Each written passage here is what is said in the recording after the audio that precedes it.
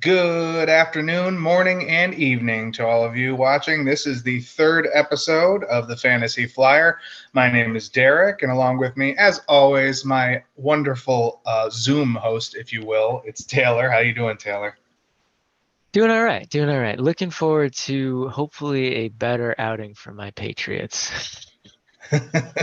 I'm looking for a better outing Yeah, for my fantasy I was team. just gonna say, That was a bad. I mean, I played the league champ, so you can't win them all. But yeah. My team's looking like it might be okay.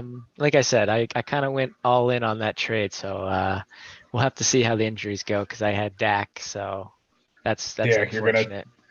got to sneak around that Dak injury. Yeah, But either way, we're going into a I guess we'll say a split path week two. There's some really good games, and there's some other games that seem like they're already decided. Some of the point differentials on these are quite large, and some other ones are quite small. So we're going to cover the whole slate. We're going to go over Thursday night football, and we're also going to have our second edition, our week two edition of Host v Host, as well as a start and sit version of the name game. So we got a lot to get to. Taylor, why don't you take it away with some news? We'll start us off with the basis of kind of how we get our week started for all the slates. sure thing. So some good news here for Najee Harris. He's off the injury report and should be playing on Sunday, so that's awesome. Mac Jones also off the injury report and expected to start Sunday. Kenneth Walker, not sure how impactful he'll be, but he is off the injury report and expected to make his NFL debut on Sunday. Then we have some unfortunate news. Godwin is out. Chris Godwin for the Bucks. Van Jefferson's still out. So that kind of means that Ben Scourneck, I believe is how you say it, will still be in there, along with obviously Allen Robinson, Cooper Cup. And McVay was actually saying he expects to target Allen Robinson more this week, but we'll see how that plays out. Alvin Kamara, Jameis Winston, Mark Ingram are all questionable. Julio Jones, questionable, missed Wednesday and Thursday, was limited Friday, so his status is up in the air. J.K. Dobbins, obviously coming back from that, the ACL, his knee, he is questionable, but it looks like he's expected to play. I guess my hesitation would be how much does he play? How much of a Yeah, factor is he? Does he have a snap count limit, which I would honestly kind of expect, but I don't know. yeah. Um, George Kenyon Drake. Kittle, Kenyon Drake. Oh yes, right. Well, that's yeah. If he's that's what it's probably going to be. Yeah. Kenyon Drake is probably, or I would say definitely still going to be a factor. So, um, but yeah, moving on down the list here, George Kittle, questionable. He's expected to play. Alan Lazard, who he was out last week, right? Because he was doubtful at the beginning of Yes. the week. Yeah. Yep. Yep. So Yep. he's now questionable, but it looks like he's expected to play. So that's good news for the Packers, depending on what sort of level of ready to go he is and how meaningful his snaps are. DeAndre Swift is questionable. This is kind of interesting. So he missed practice Wednesday and Thursday and was limited Friday. He had an awesome game, so that would really hurt Detroit if he was out, but have to monitor that. Higgins, T. Higgins had the concussion. He did practice Friday, so that's hopeful and that's good news. But like we said, they can take a step back. It's a nonlinear injury that's really hard to stay on top of, and you just got to get out of the protocol. So he's going to be like a game time decision. Leonard Fournette, his hamstring, he's questionable, has been limited throughout the week in practice, but is likely to play. What I would be else we got surprised if here? he doesn't play. Yeah, I would be I too. really would. I think, given the fact that he didn't leave the game early, he didn't seem stressed. I almost seemed like it was like a take a break. We're going to go in against a tough New Orleans team, Yeah, kind of one of those deals. yeah, and it's not uncommon for veterans to have light weeks sometimes. Hey, is that a joke? He had his weight issue. That's not funny. Oof. Um, Too soon. too soon? I don't know. I mean, Has he lost the weight yet? Maybe it's not too soon. Let me tell you, he looks like it. You watched him in week 1. I mean, he flattened Micah Parsons. Yeah. Yeah. That was the thing So that happened. So yeah, he was just waiting for the season to get started before he got serious. So it says here, Sean Payton, this is interesting. He's predicting that Tua will be benched at some point during the season for Teddy Bridgewater. Did he really think that he played that poorly, or what? Did you read I more don't. about this?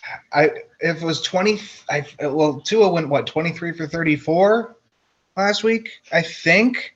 I don't have it, but We talked about it on Tuesday's show. He didn't play bad enough to warrant. I don't know if Sean Payton has stopped watching football since he retired and was like, I'll just say some random stuff to get attention. I don't know. yeah. Teddy Bridgewater doesn't bring me much. What are you going to do? Throw 10-yard routes to Waddle and Hill all game long? Like, you can't. I don't see how it's viable for the team. I feel like you're riding it out with Tua regardless. I think Teddy's there for an injury. Not to say that Teddy's a bad quarterback, but Tua is young. Tua has the pieces. Tua has clearly improved his accuracy. I don't know where that comes from, and I didn't read much into it, but I thought it was very interesting that we make a note of it because I think that's something we can laugh at about week 14. So Yeah. I'll mark that down on the Fantasy Flyer calendar, and we'll circle back around to it because I don't – everyone predicts the Dolphins to be the second best team in the AFC East, and you ain't going to do that with Teddy Bridgewater. So, No. I mean, unless he completely disagrees with that, but then you're thinking like what? The Jets are going to have the same record as the Dolphins? Right. Like the Jets will probably improve. The Dolphins will still be better. I don't know. I don't get it. So. Yeah, there's no benefit to the long-term outlook of the team if you take Tua out and bench him for Teddy. I mean, I always like Teddy. Maybe I'm definitely an underdog guy, so I wanted to see him come back and do well, but he's bounced around. He hasn't been able to make it stick with the team, so he's clearly not he's not bad by any means, but he's not an elite quarterback that teams want to go out into the season with. And then the last thing we have here, I don't know how relevant it really is, but Broncos signed Anthony Harris to the practice squad. Have they elevated him yet? It actually, I don't think they've elevated him. It actually pertains to another piece that I believe they're Justin Simmons. I think it's Justin Simmons.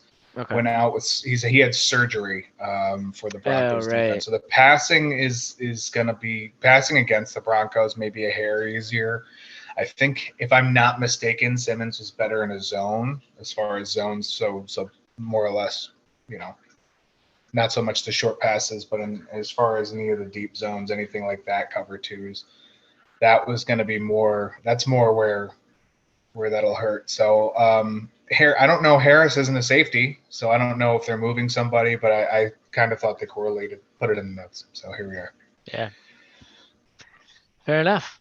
All right, let's chat about some Thursday night football. All right. So I will preface this entire game right now with I refuse to get Amazon Prime.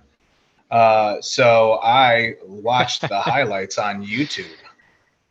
So I don't know if that's going to help me or hurt me down the road. Probably going to hurt more than anything else because I won't be able to watch a Thursday night football game. Tell Bezos to put his earmuffs on. I'll just give you my credentials. Oh, so you had more of an there were some things I noticed. Obviously the Chiefs came away with the win after it looked very pieced together. I guess would be the word I would use in the first half. I mean, and the Chargers really, you could say gave it away, but I think in reality the defense earned it because without that pick six, this game's different, and we know that. 99-yard pick six return. Yeah, 99 and a half. By Justin Watson. Interesting part, and I'll start this with Justin Watson. Obviously, wait. I think it's Jalen. There's no right? Jalen Watson. Jalen Watson, right? Yeah. I'm mixing up the wide receiver. Yes. Who caught the touchdown. So That's tough for me. But Jalen Watson is rookie too, I believe. That is the longest pick six in the NFL history for a rookie at 99 yards, which can't get any longer. So, well, I guess it can, but so yeah, that really helped kind of solidify it for KC and completely ruin a drive. Justin Herbert was clearly in pain for the last quarter and a half. He got shelled, and I haven't read anything that he's going to be out for next week's game. I think the best news for them is they have an extra 2 or 3 days for him to heal up, before they play next Sunday. So really good to see that Herbert played through it and was able to sustain the offense, actually almost make it better at times.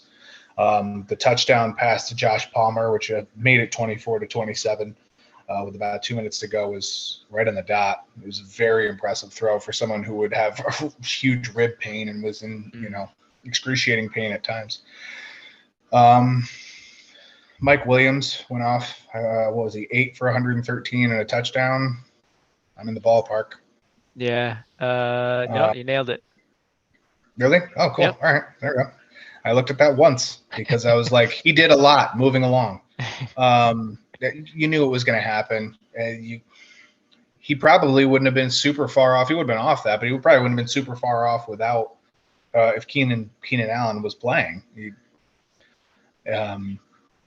So Mike Williams definitely stepped up there. Josh Palmer had the touchdown. The other one that we were talking about, DeAndre Carter, had a very fair game. I think he was you can call him the flyer. He was the flyer of the week probably because he had the matchup. He kind of converted on it for the most part, at least so far. And then the other thing that I noticed is that Austin Eckler is not playing good football. I mean, he's playing good football, but he's not playing a lot of good football. He's playing. I wonder how much this is like. Yeah, they definitely want to get the other backs more involved. And I would imagine that's because last year was just not sustainable for Eckler. Is not like the biggest guy. He's incredibly talented. He did a lot last year with all of the opportunities he was given. But I think they want to temper that a little bit and make sure he stays healthy. And then on top of that, their O-line doesn't really help him out too much. He did a lot better with the pass catching than he did with the run opportunities. And I think all of the running backs, you could say that for the Chargers. So yeah, I don't know how much of it's Eckler's fault. It's kind of a combination of mixing in some other backs to keep him fresher, healthier, and or I guess lessen the opportunity of injury, and then the O-line not being super great. Yeah, stressing. I mean, removing the stress makes sense because you're right. It's interesting that they're just taking an immediate regression approach and just saying you can't do it again, so why try? Let's mix in Sony Michel. Let's mix in Josh Kelly, Horvat. Yeah, Josh Kelly. I mean, to see that kind of work, and I think you're right. There was 5 or 6 different running backs that had a carry last night, rushing game can be, and in the right matchup, it's going to be Eckler. If Eckler gets up to 100, 120 yards, they're going to let him stay in, and they're going to take advantage of it. And the Chiefs wasn't that matchup, especially given the game script once you hit the third quarter. Yeah. So. Yeah, I mean, so I guess some things I'll add. Yeah, that to your point, the Chiefs definitely, in my opinion, didn't look good until halfway through the third. And then unfortunately, Herbert and Everett miscommunication. Herbert was trying to throw it inside because he thought that they had the better setup with how the defensive back was placed on Everett, and Everett went the other direction, so the DB just walked right into the pass. Seemed like. Go ahead. Okay, I'm sorry. I don't know. It seemed like from the tape, it seemed like he started the play towards the outside line, and Everett faked to get him in because he was going out. And I don't know. I won't discredit what you're saying as far as like miscommunication or whatnot. But I don't know if the fake was planned. It wasn't supposed to be. If it was supposed to be like an in-out route. But Yeah. Watson just got in the right spot, and there was nobody there. It was 7 yards to the line of scrimmage and 12 until he was in open space for the most part. So Yeah, it seemed like, from what I could tell, basically Everett ran his route, and then it was kind of a like he decided to go outside, and Herbert thought that the opportunity was better on the inside, and there was just nothing miscommunication, right. not the connection. It just Makes didn't sense. work out in their favor.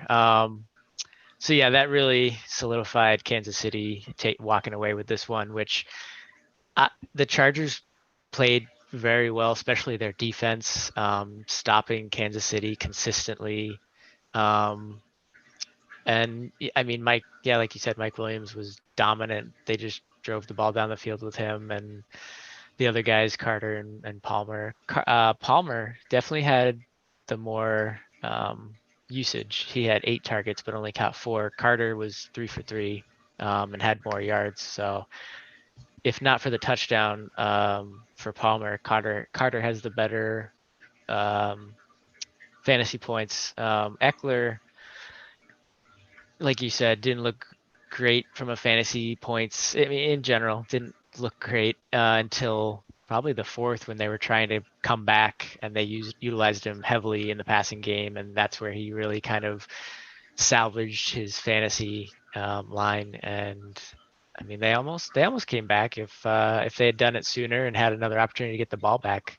I think the Chargers should have won this game, and they deserved to win it. They had the defense and the offensive weapons that were working. They just were unlucky with that pick six and some other stuff. Yeah, the touchdown that Mahomes threw to Justin Watson, the right Watson I'm talking about Yes. now. Very well. I mean, he got J.C. Jackson turned around, which Yeah. is not easy to do. Although Jackson was questionable leading up until about midday yesterday. So it is, he probably didn't get to practice. Okay, but he got turned around by Watson something well. And I today on Sirius XM, I think I messaged you that I was listening to this. Sirius XM, Moving the Chain show on that, did an interview with Justin Watson. And 2 years ago when he was with the Buccaneers, he was running basically an up and go. So up, stop, turn, and go.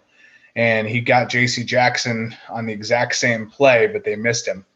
And they never got a chance to do it again. And so when he came to the Chiefs and he had another quarterback that could do that, they saw the opportunity in this game. I don't know if I didn't hear him say that they practiced it. They probably did, but he went to the wide receivers coach and said, that's something that worked. And it did. It worked on the same person, same team, same spot. Literally, I guess, according to Justin, it was literally a 1-for-1 carbon copy as far as beating JC. So it's nice to have that kind of feedback in game. So and Mahomes is going to hit him. So Yeah. And he did. So good game from the highlights I saw in anyway. I mean, obviously, Mahomes didn't have a spectacularly statistical or wonderful fantasy game. 2 touchdowns and 235. 35. That is not the right number. It is 235 235 yards. Yep. That looks like I wrote 2, 8, and then a squiggle. Doesn't work out. That's not a number. So yeah, and Herbert had a much better game. He was in the 300s. I didn't even write his down, but he had 3 touchdowns. Played very well. Interesting to see how these teams go going forward. Still, Chiefs, no targets, by the way, not no targets, but limited targets to Juju. He had 2? 3? Yeah, he had 3 and caught all 3, but it was only 10 yards. Sleepy day. Yeah. You never know. And then Justin Watson will catch another touchdown next game. Such is the life. But yeah, that was Thursday Night Football. Anything else to add, or shall we move on to the slate? Real quick, Horvath, 2 games in a row, touchdown. So I don't know if there's something there. Fullback. There's something. The something is he's liked. Yeah. He's playing well. He's playing hard. I don't know. You can't really hate it. I think I don't think there's been another rookie to catch a touchdown in their first 2 games. It's been quite a few years. A couple years. Don't say quite a few. Let's find out. Are you looking it up? I was not actually. I was looking something else. Okay, I'll do it. No, it's okay because I want to see who the last NFL rookie to catch touchdowns in their first 2 games was. Because it's been a long while. Well, Jahan Dotson. Okay, he technically caught 2 in his first game. Does that count? I guess it would technically. That probably that would That still technically equals 2 in he the got first to 2 games. Yeah, it's true. It's still 2 in the first 2 games. So, all right. So, I guess we're not even going back a few years. I guess it's most recent. Moving on, we're going to go to our week 2 slate. We'll start with the 1 p.m. games. The 0-1 Jets will travel to Cleveland for the 1-0 Browns. Cleveland's favored by 6.5 points. Over under at 39.5 points. The lowest over under on the slate. The Browns lead the all-time series 15-13. So a little bit of a heads up going in there because the Browns, I think, will probably walk away with this one, being that it's a low over-under and they're a touchdown ahead. There is some room here, however, for Joe Flacco. There is some room here for the running game and the running, I would say almost play action to be a good medium for what I'm trying to describe. The Jets defense held the Ravens to just 63 rush yards last game. So that I'm going to say it. If you hold Nick Chubb to under 100 yards, you'll do okay. You may not win, but you'll do better than if you don't. So you can't let him go for 40 and 50-yard runs. So I think that's going to be a big focus. If they can slow down Nick Chubb and they can run the ball, pass it, it seems like the Jets offense might actually have a shot here. I don't know. That's really what it boils down to. Michael Carter had 7 catches last week. Corey Davis, very, very stout. You get Elijah Moore and Garrett Wilson more involved. Tyler Conklin caught a touchdown. The pieces are there. They just have to put it together. I think Flacco gelled a little more with his receivers in week 1 than Jacoby did with Donovan Peoples-Jones and Amari Cooper. Cooper will likely be guarded by Sauce Gardner. I'd imagine that would probably be the matchup. And Sauce Gardner I think he's allowed 1 catch for 13 yards in 4 games so far this year, going back to the beginning of preseason. And that's not easy on somebody like Jacoby Brissett, who doesn't like to throw the ball. So that's kind of where this diverges to me if you're the Jets. If you can but if you can manage Nick Chubb and make them throw the ball, one, it means Kareem Hunt will probably have a very good day out of the backfield. That's fine. If you can manage that too. I wouldn't say fine, but if you manage it, you'll have a good chance to. But you're not going to have a lot of completions to Amari Cooper, and then it's just Donovan Peoples-Jones. And I imagine that's who DJ Reed will be on if Sauce Gardner is on Cooper. So what are your thoughts so far on both teams really for the season and this game coming up? Yeah, I mean, hopefully another week of Flacco with the number ones gets the Jets offense in a better spot for this game. I mean, I know Cleveland is favored, but Brissett, obviously a mediocre QB. Didn't really use Cooper last week, so seems like they're relying heavily on Chubb and Hunt. I think, like you said, the Jets actually have a decent chance at making this a game and winning it. I don't see that. I wouldn't be surprised at all if that happens, but I don't know. Beyond that, if I have too much more on this, it's not the most exciting game. It's really, like I said, the over under means there probably will be a lot of 3 and outs, and that's okay. Yeah. Or 6 and outs or whatever it may be. But I feel like the Jets, that their running game can get the Browns D off balance if they can mix in some check downs. Elijah Moore and Garrett Wilson, you get a big play apiece, and this is easily easily a contest that could be, we could be talking about with a surprise ending on Tuesday. So Yeah, and Flacco seemed to um, really like Corey Davis, so yeah, well, Flacco in general, he threw the ball 59 times last week, completed yeah, 37 of them. yeah, So, I mean, he did perfectly fine as far as a volume standpoint. It's a little bit more accuracy. Throw it 10 less times and connect, 3 or 4 more than you did last game, and it's gonna be positive outcome for your team. yeah. The only other thing I guess I can add is from a fantasy standpoint. Obviously, my chalk. To just go back to our value and chalk that we do for all of our week one games, or most of them, in anyway. Nick Chubb will still be my chalk. I still think he's going to catch a couple, and I think he's going to be the red zone. Could be the red zone guy. Kareem Hunt, I wouldn't be angry at if you wanted to put him in for that chalk spot. Like I said, if that game script goes that way, it could be very easily Kareem Hunt. My value would probably stay Michael Carter, who's 5,200 on DraftKings. So, and I wouldn't hate for those of you playing on DraftKings to throw a dart throw at the New York Jets defense.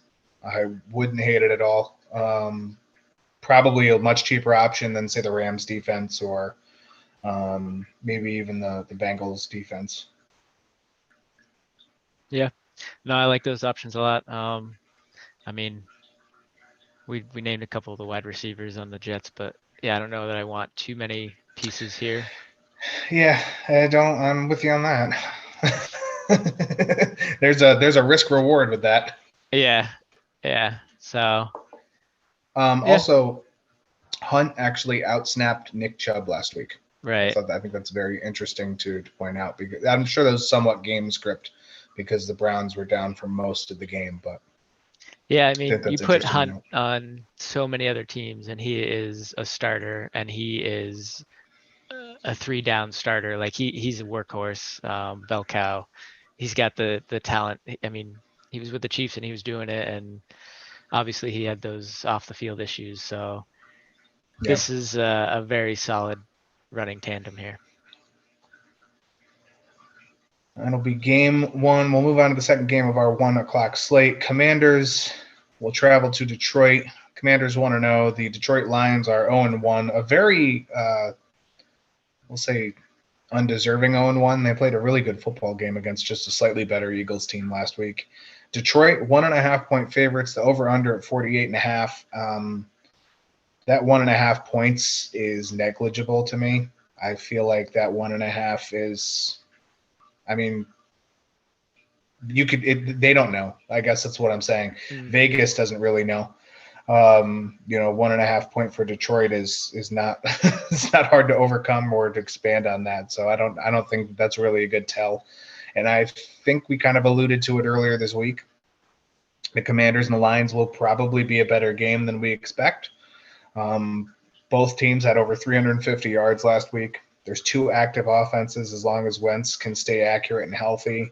I'm putting Amon-Ra St. Brown and Curtis Samuel in my wide receiver 3 talk this week, if not wide receiver 2. Definitely flexes if they're available. Amon-Ra had like 8 for 60 some and a touchdown last week. Curtis Samuel 8 for 55 out of 11 targets. I think I'm in the ballpark with those. Yeah. Neither defense. Okay, good. That's a complete guess. Neither defense was particularly stunning last week, but the Commanders came up with some bigger stops down the stretch against Jacksonville. And then obviously you mentioned earlier Detroit working with DeAndre Swift, but I think you look at Tracy Walker, Jeff Okudah, Mike Hughes. Those are probably going to be the 3 who will have a combination of Terry McLaurin, Jahan Dotson, certain times Lance Thomas, and other times Curtis Samuel. And it's going to be kind of that offense versus defense. They're pretty well matched in my eyes. What are your opinions? Yeah, I mean, I think the Commanders are, after we've seen what Wentz was able to do in week 1, I think they have a better chance of having a very solid season than I think a lot of people expected. Um, And I guess on the same note, like Detroit did better than expected. So they have a lot of pieces, Yeah. both sides. Curtis Samuel was such a disappointment last year, but he also was struggling with an injury. So it's nice to see him be a very meaningful factor and actually help this team come out with the win. But yeah, this is going to be a fun game, I think, to your point. And I also don't really know which way it's going to go. I think I'm leaning the Commanders, but it is at home for Detroit. On paper, they both have solid options. So, Yeah. uh, It's so tough. yeah, So Washington was ninth in yards per rushing attempt last year. They gave up over 6 yards per rushing attempt last week to the Jacksonville Jaguars, GM Rob and Travis Etienne, which is a major area to work on. Should even if DeAndre Swift really doesn't play, but he's probably going to play. On the other side of the ball, Detroit is in the bottom half of the league last year in passing yards allowed, and it was no different last week. So where do the defenses fully stop? mm, And where do the offenses fully stop? This right. could be, I would take the over just to say I think the over is a very likely thing, but I don't know who wins. Yeah. Um, I might go under. Just I think week one's always a bit of a, I won't say a crapshoot, but like teams don't know what to expect from each other. If you have those connections from last year, you have those pieces, then you're going to go off. I think you have information now on both teams. You can kind of prepare specifically for what you saw in week one. So I might go under here, just thinking that the defenses might have a better outing than they did week one. I mean, that's not a bad guess either. They'll probably be close either Yeah, way. yeah. I would just say over based on the amount of tools that both teams have, but Mm. either way, it'll be a nice. Honestly, I think it's going to be a nice. It's going to be nice to see Washington and Detroit have a good football game that's Yeah, competitive. Let's yeah. start with that. It's been several years for both of these teams. Um, Players to watch, obviously, Curtis Samuel and Amon-Ra St. Brown. Go for it. If they're on your bench, they probably shouldn't be for those of you in leagues. Carson Wentz, I think we both talked about this earlier in the week during our bulletin. Carson Wentz probably safe this week. Again, Detroit giving up a lot of passing yards. I would advise staying away from defense. You think that might be a little bit different? I'm not saying that I think they are going to be phenomenal by any means. I just don't think that it's going to be quite like we're saying each team is in the realm of like 25 points, which I don't think is unreasonable, but I think that my bet would be slightly on the under. But that's not to say that I would play either of these defenses and that these offenses don't have, like I said, they both have what looks like on paper and what we've seen good options here. So, If someone held a gun to my head, I would probably pick Washington's defense, but hopefully no one who's watching this will ever have to make that horrible decision, at least this week. Moving on to our next game, one of the more interesting ones, I think, Buccaneers and the Saints. We'll get through this one kind of quick before we hit break. Both teams 1-0. Tampa Bay 2.5-point favorites. The over/under at 44.5. We saw Brady and Julio connect several times last week.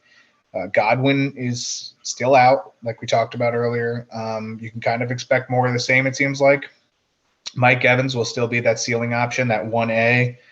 Fournette is questionable. If for some reason he is out, Rachaad White would absolutely become my value pick of the week. He's a pass-catching back, and from what we've seen, his running ability isn't horrible either. right. So sometimes he can find those gaps. Also, kind of brings Giovanni Bernard in a little bit, but I would definitely be more interested in Rachaad White. As for the other side, Jameis Winston helped kind of anchor a comeback against Atlanta, using a combination of experience, rookies. Wasn't so much of a run attack so much, minus Taysom Hill's 68 yards in the first 4 minutes of play. Yeah. But that wasn't the comeback. So we'll let that one go. Multiple. He was a threat on multiple levels. You can probably expect that again, however, from Taysom Hill.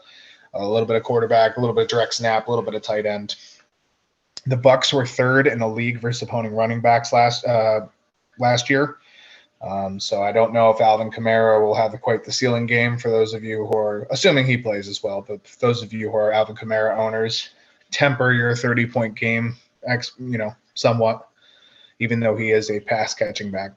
Michael Thomas and Jarvis Landry will likely be key to this pass offense again, in my head. As far as the offense goes, Saints defense going to have to manage the receiving combo and get pressure to Brady, the combination of which they've pulled off multiple times. It's the reason that they've won, I think, like I said, I think it's 3 of the last 4 outings or 4 of the last 4 or something like that. If New Orleans can avoid their turnovers, aka if Jameis Winston doesn't throw interceptions, I think this could easily be a win for you. What do you say? Going back to Kamara, who's questionable, he didn't practice Thursday or Friday, so it seems like there's Usually not a good sign. Yeah, there's a strong chance that he does not play. So definitely keep an eye on that if you're a Kamara owner, or if you're looking for some, to your point, other options, maybe value here from the Saints side. Were you gonna say something? No, wait, go ahead. I'll finish. I'll go when you go. Okay. But from the Bucs side, like we said, or like I've been saying, their offensive line was rough. They weren't able to do a heck of a lot or capitalize really. They had a lot of field goals. We'll have to see how that plays out. Hopefully another week of practice. They have a bit more going for them here. I guess Brady threw the 1 touchdown, but I'm not sure not sure how their offense is going to be in that regard. I'm more hopeful this week for sure. Right. Brady's not going to be one to just sort of throw in the towel week 2 after his offensive line is not doing what he wants or not giving him what he wants. He's going to figure it out. The team's going to figure it out. But it is week 2, so to your point, the Saints may come away with the win here, but Brady's a competitive guy, so we'll see. That O-line needs to be better, and with the good one last year, the Saints got to Tom Brady. The final score of, I think the first game was 9-0 for the Saints. Okay. I don't know did Brady play? I think Brady played the whole game too.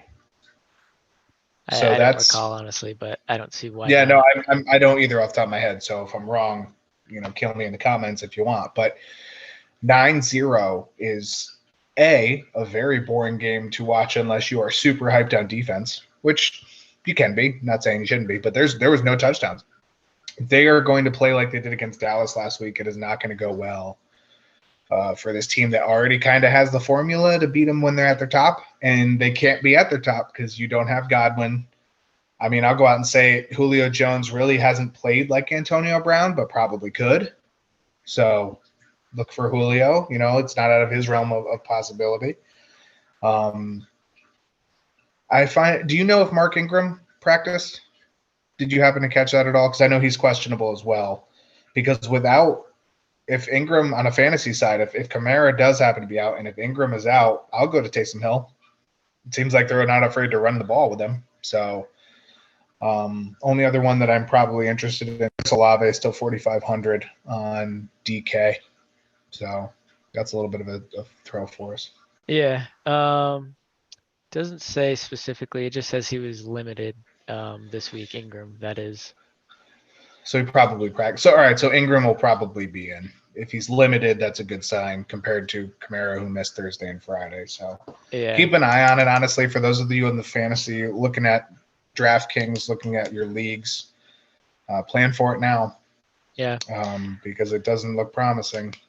But at the end of that, we're going to go to our first break. We're going to come back. We're going to keep going with the week 2 slate. We'll see you on the other side. Thank you.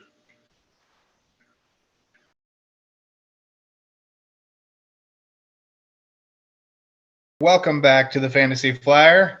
I'm Derek, of course, here with Taylor. We're going to continue on with the rest of our Game 2 slate. However, we're going to start off a little bit of breaking news. We have snap. The diagnosis for Justin Herbert is in. He has a fractured rib and is day to day. So the breaking news, we now have something that is a little bit more concrete than, well, we think he's going to be fine. So the breaking Live on news, a Friday night. that's right. At It least never for gets us. better. That's right. had to have the sound effect to go along with it, so I put it in there. Nice. So there's your breaking news, and I think good news for Chargers fans, because you get worried when somebody holds their ribs for a quarter and a half, and he managed to not get sacked and do a very good job while doing that. So very, very happy for Justin Herbert. He can probably play next Sunday. Again, those extra couple days can help him. Back to the slate, however, we're going to go continue with our 1 o'clock time frame. Panthers 0-1 going to New York to take on the New York Football Giants. The Giants are 2-point favorites. More breaking news. And they're 1-0. That's right. Over under is at 43.5. I don't want to say that the Giants are more of a favorite than 2 points, but I feel like they are. I feel like it's a matchup of two of the top 5 running backs in the league. All right. Saquon was absolutely wonderful, and it seemed like Baker Mayfield forgot Christian McCaffrey existed. And DJ Moore.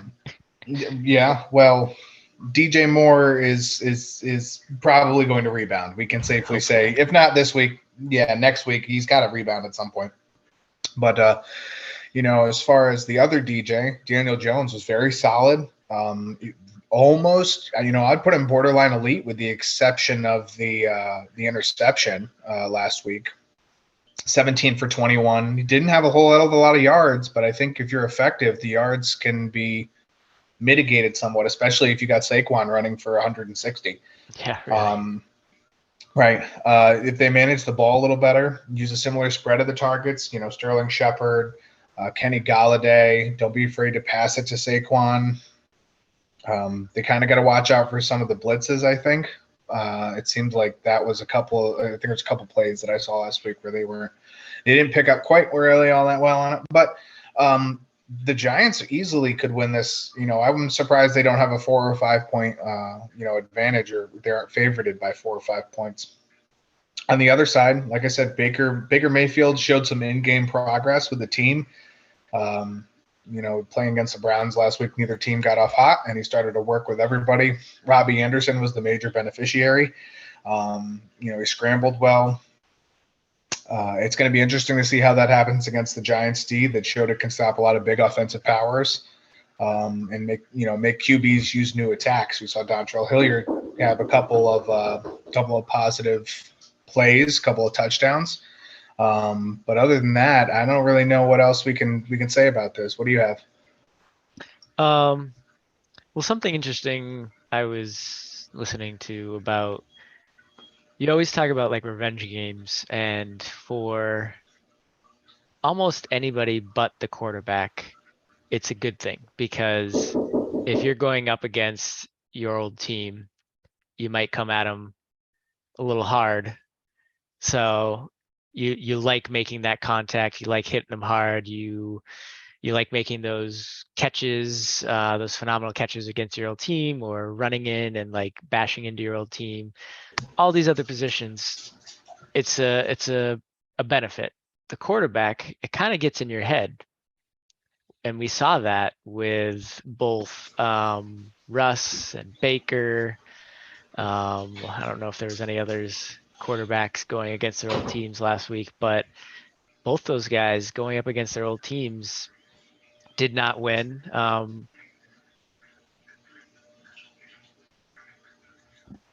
Sorry about that. Headset cut out.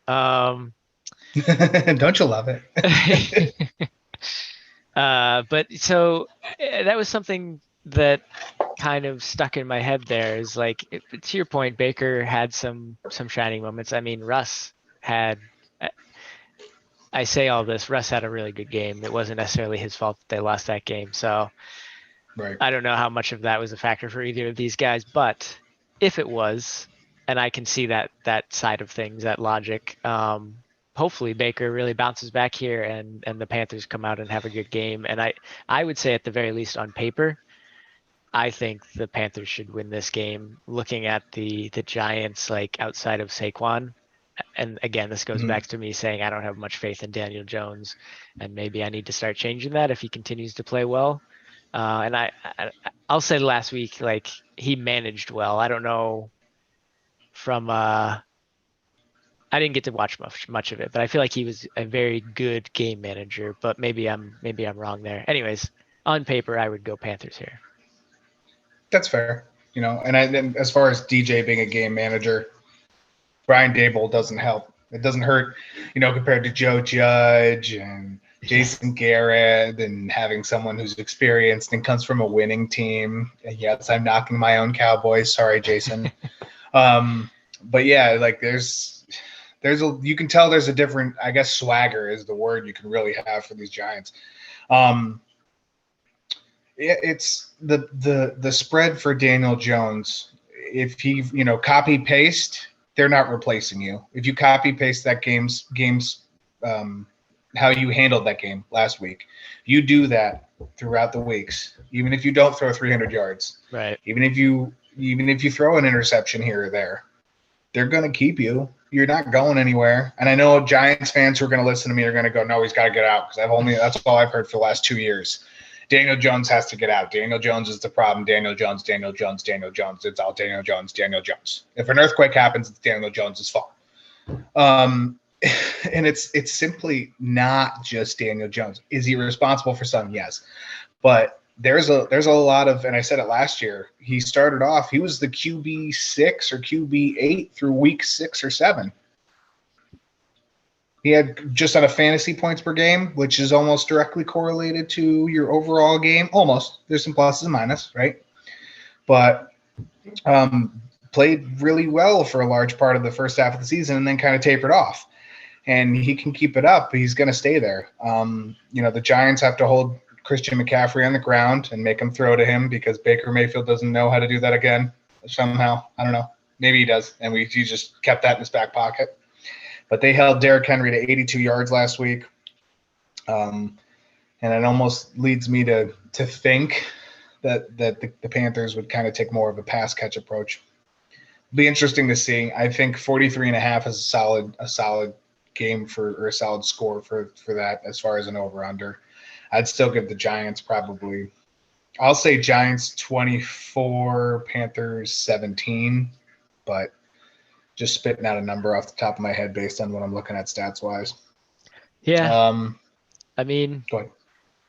if you try to spin both positives for these teams here, so Giants, if they can have Saquon play the way he did, if Daniel is efficient, doesn't have interceptions, he had 2 touchdowns, so if he has another couple of touchdowns here, but you need Kadarius Toney, you need Wan'Dale Robinson, you need those guys getting in there and doing stuff.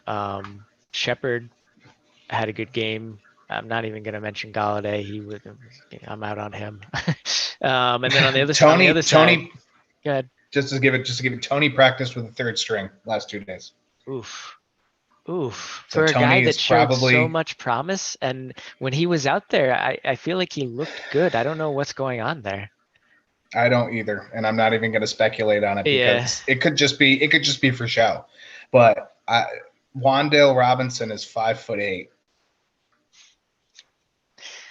Like Yeah. there's literally been like so few people below 5'10" who have ever done anything amazing as a wide receiver. Yeah. And Yeah, not to say that he can't. they It's show first those time for everything. charts, and yeah, there's basically like under 5'8" and under, you got to be an elite athlete, and then it also like peaks or it tips. It's basically a bell curve. The other end of it being like if you're too tall, you're slow and whatever. But Right. like Right. the happy medium is like, I don't know, 6'2" to 6'6" or something, and then there's like the weight ratio and your speeds and whatever. But anyways, yeah, that's interesting. And then yeah, I putting agree with you on. on Galladay too. That was the other Yeah, thing I was going to say. trying to put the positive spin on the Panthers and what they need to do, basically, like get Christian McCaffrey more involved, DJ Moore more involved, like can do what you did with Robbie Anderson still, but like those guys need to be involved. And if you can do that, if Baker Mayfield is feeling more comfortable and having connection with those guys, then I would still lean the Panthers. But I think both of these teams have, I mean, all teams have room to improve, but they have very apparent rooms, spaces, Right. areas that they need to improve on here. And if one of them are able to do it, then I mean, Saquon was incredible. Like he Yeah. could just run away with this game and really By himself. put the Giants on his back. Yeah. Obviously, CMC and Saquon, lock and load, put them in your lineup. No problems with either one. I would put DJ Moore in a lineup this week. I don't see Robbie Anderson having quite the game. And I think, to your point, if CMC gets more involved, DJ gets more involved. And I don't know how you can't get the other more involved. Either other, you know what I mean? I don't see how you can not do that again and expect to win. For DFS purposes, my chalk is still DJ Moore. He's under 6K now. He's 5,700 on DK. Let him fly. Saquon is 7,300 on DK. Why? Yeah, he needs to be 84, 86. I mean, not cheap. Quite Jonathan Taylor, but yeah, too cheap. Lock and load. And as a QB flyer, Daniel Jones at 5,100. I'm not afraid to step into that for a lineup, maybe 2, maybe 3. Yeah. But I will say Mayfield outscored him last week fantasy points wise, but only by a couple. That's right. And that comes down to Baker scrambled a few times, probably had more rushing yards than DJ did. You know what? I don't know that. He ran one in. I forgot about that. Mayfield ran one in. That's a large part of it. Yeah. Yep. See, like rushing touchdowns are worth so much to these guys. And DJ hasn't run, which I think is, I don't know if maybe Dayball's keeping that in his back pocket, but there's so much more space. Actually, was it those highlights that they did design a couple of runs for him at the end of the game? Was it, am I making that up? I didn't see those. So that doesn't mean it didn't happen. Yeah, it was unexpected. I remember seeing a quarterback have designed run plays that I was unexpected. Shoot, I'll try and look that up. Wait, continue. I know Dak had a couple. That's to start. Well, while he looks that up, I'm going to go on and I'm going to talk about the Patriots and the Steelers. Where do I start with this one? Patriots are 2.5-point favorites, over under at 40.5. Mac Jones and Najee Harris will play on Sunday. Two very important parts to their team. I feel like this will be a slow-paced game. Probably 2 low-scoring offenses without a pick six. Minka Fitzpatrick could easily do that again. But Belichick has a keen eye, seems to be, for this run game, and I think he's going to probably push the run at certain times. And other times when he's got him suckered in, he'll play action or somebody deep, Kendrick Bourne, Devontae Parker, somebody. And that's why I'm not really throwing out Devontae Parker this week on DFS. If he's in your leagues, you got something better. But, as a DFS dart throw, why not? Couldn't hurt. Well, it could hurt. You could lose money, but you're playing anyway. You already accepted that responsibility. I wouldn't be surprised to see more I formations, more 2 in the backfield behind Mac Jones. Not always something Bill Belichick does, or I can't remember who's the offensive coordinator. I picture his face. I can't get his name. You got Patricia and you got the Judge. Oh, that's right. Judge is there now. That's right. Yeah. See, I'm like, that wasn't who I was thinking, but that's who's there now. So, wouldn't be surprised to see Harris and Stevenson get like 25 to 30 catches total between the two of them, or carries, not catches.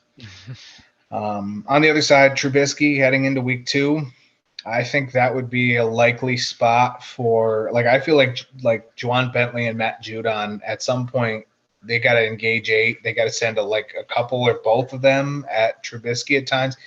He's not the greatest scrambler, and when he's under pressure, historically, he hasn't been accurate. So if you got Jalen Mills, you got Devin McCourty out there on DJ and on Chase Claypool, he gonna underthrow. He gonna throw somewhere he ain't supposed to.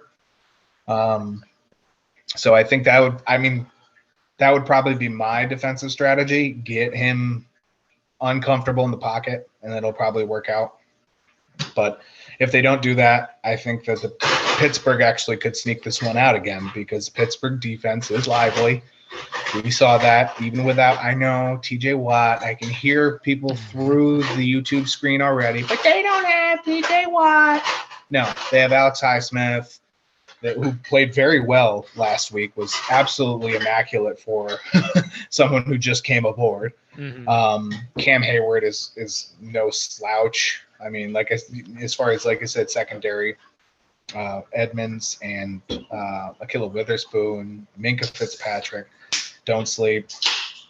It could return fire the same way the Patriots do. This could be a very low-scoring game, and I think the over-under reflects that. So anything you have to add? No, I think you made some solid points there about the defenses and some strategies that they should take because you nailed it. Mitch does not handle pressure well, and the Patriots can put that pressure on. They have the guys to do that, and they should make that a part of their game plan. Hopefully they can right the ship and on the offensive side and actually get some stuff going there. But from what we saw in week 1, let's not assume that, and their defense has got to step up here and make that a part of their game plan. And then, yeah, the Steelers, I mean, it's nice for them that Najee's playing. He's going to be he's going to continue to get a lot of opportunities. Although I say that Jaylen Warren, is that his name? Jaron Warren? Jalen, Jalen. out of nowhere last week. Yeah, the rookie he played well, and I can see them continuing to incorporate him. So you got to hope from a Steelers perspective, and I cringe as I say this, but you got to hope that Mitch can work the ball around, and that if they do go with some combination of, like, if they incorporate Warren into their running attack, that that works out well for them. I mean, the biggest thing for Najee was always, I guess always, this is his second year, but everybody was saying like he's just going to get the opportunities. He's the only guy there. Well, maybe he's not anymore. And so from a fantasy perspective, I might think about that a little bit, but let's see how week 2 plays out. We've only had 1 week in the book, so we'll see. Right. But Najee's also a good pass catcher, so he should be involved. Yeah. The other thing, and it's you have to, if you don't do that, you can expect DJ to have a big game. Yeah. Like if you don't, just strictly Deontay Johnson is going to be, if you don't get Trubisky moving. And then, you can't be afraid of the Pittsburgh secondary either as the Patriots. You have to choose when to attack, I guess is the best phrase. I feel like tight ends would be a spot. I feel like the tight ends would be someplace. Jonnu Smith and Hunter Henry would be not your go-tos, but your safes. I can safely throw the ball in this direction. So I have the Pittsburgh defense and DJ as a couple fantasy players to watch. Pittsburgh defense, obviously, for the leagues. Again, I don't think this is going to be a high-scoring game either way. I don't see, Mac Jones and Mitch Trubisky isn't exactly the arm matchup of the century. Yeah. So I would say, see, this is a tough one too. Like I said, 2.5 points, not much to go on, but if the Patriots, I see there's more holes in the Patriots doing what they need to do to stop the Steelers and other way around. So I actually will pick Steelers in this one. And I'm going to go 22 to 17. All right. I mean, out of bias, I'm gonna favor my Patriots here. Don't hate it. I don't hate it. I just want to let you know that because, like I said, the Steelers could screw stuff up too. Trubisky doesn't have to be pressured, and he can throw 2 interceptions. Right. I'm probably gonna go with what you were saying earlier and like a low-scoring game here. I don't know that either of these teams go over 20, so I don't know. Maybe like 14-17 or something.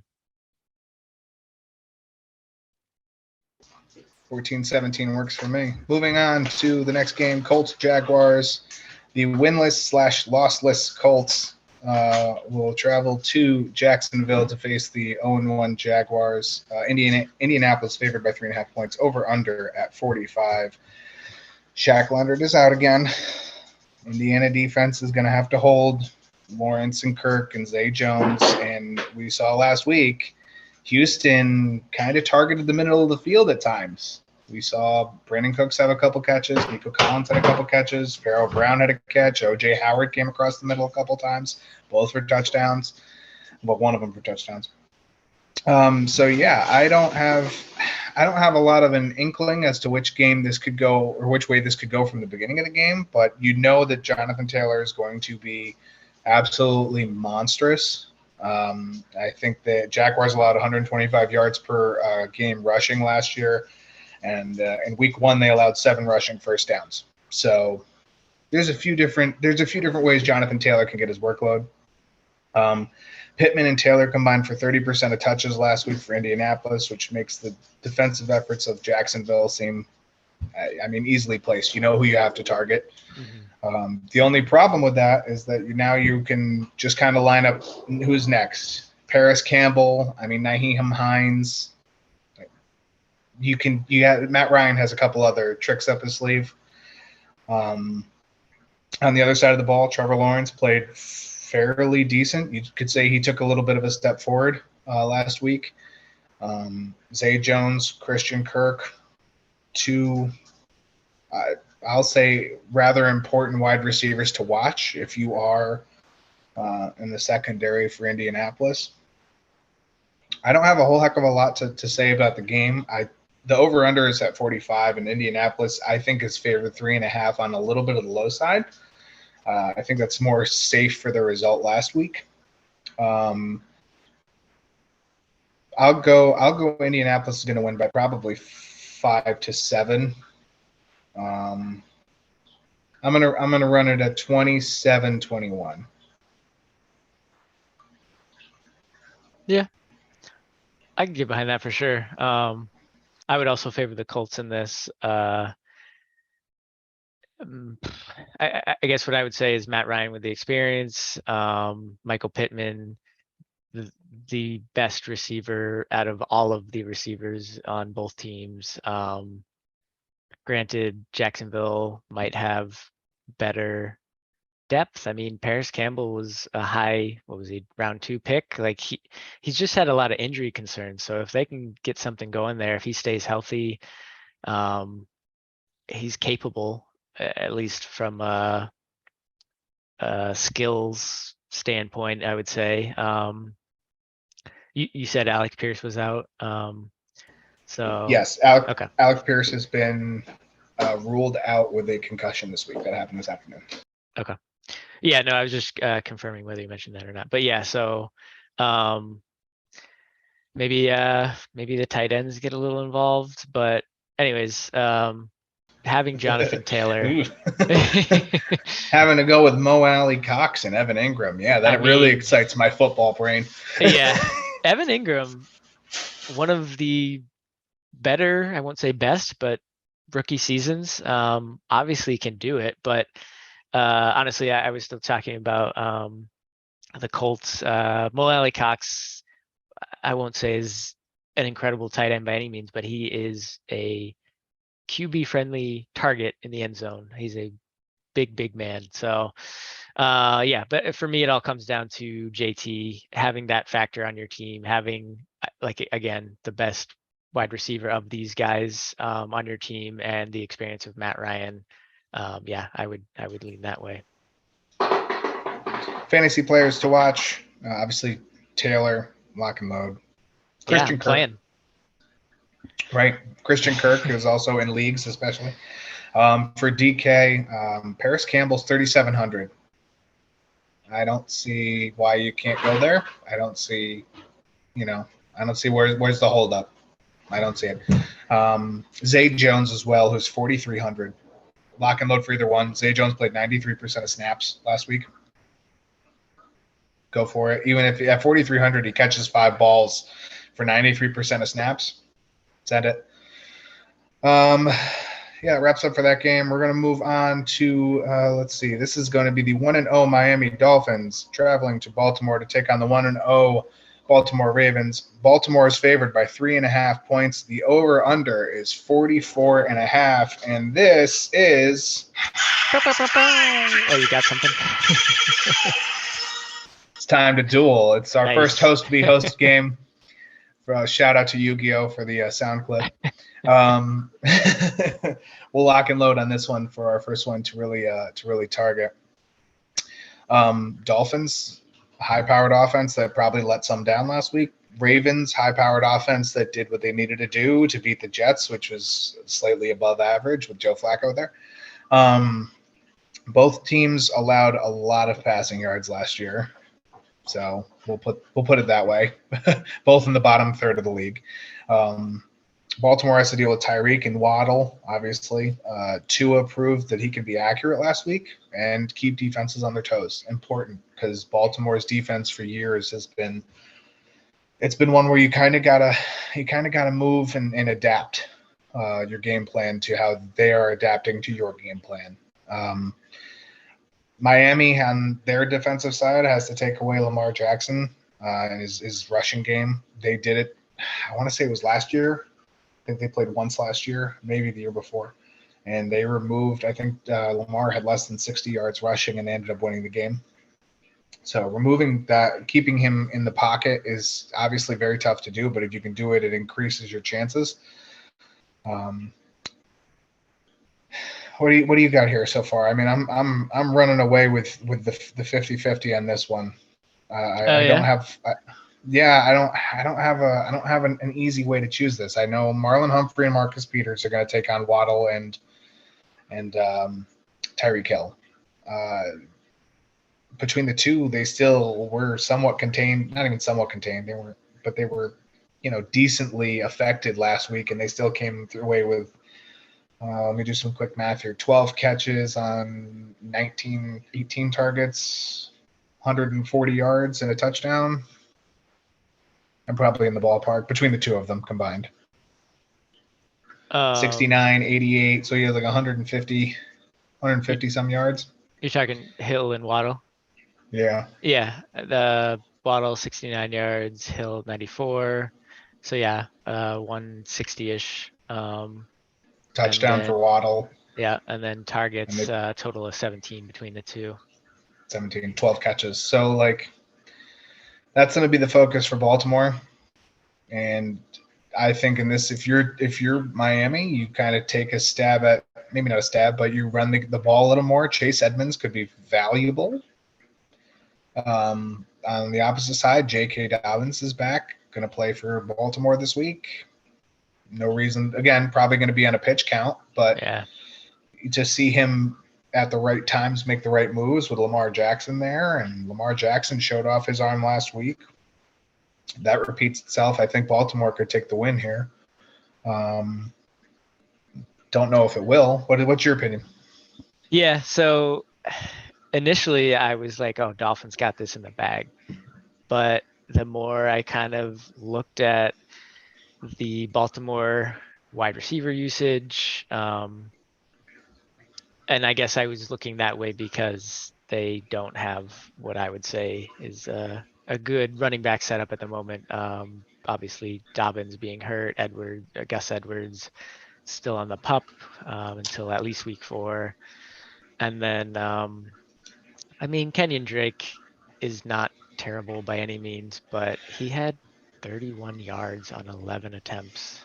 And he did have one catch for 15 yards, but I'm not interested in that. And then Mike Davis and Justice Hill, not really much there. So focusing on Mark Andrews and Duvernay and Bateman. I mean, Bateman had 1 and Duvernay had 2 touchdowns. So all of more than 20 yards. Yeah. So they clearly can make it happen in the air. We know Lamar is talented and can run the ball. Anyways, this is all to say that I took a step back and I was like, maybe it's not all in the bag for the Dolphins here. And the initial thinking just being Tyreek Hill, Jalen Waddle, super talented, to a second year, making improvements as we saw in the first game. I like Chase Edmonds. So just kind of leaning to those factors initially, but having looked at this a second time, I have Dolphins 24, Ravens 21, and I do think it's going to be a good close game.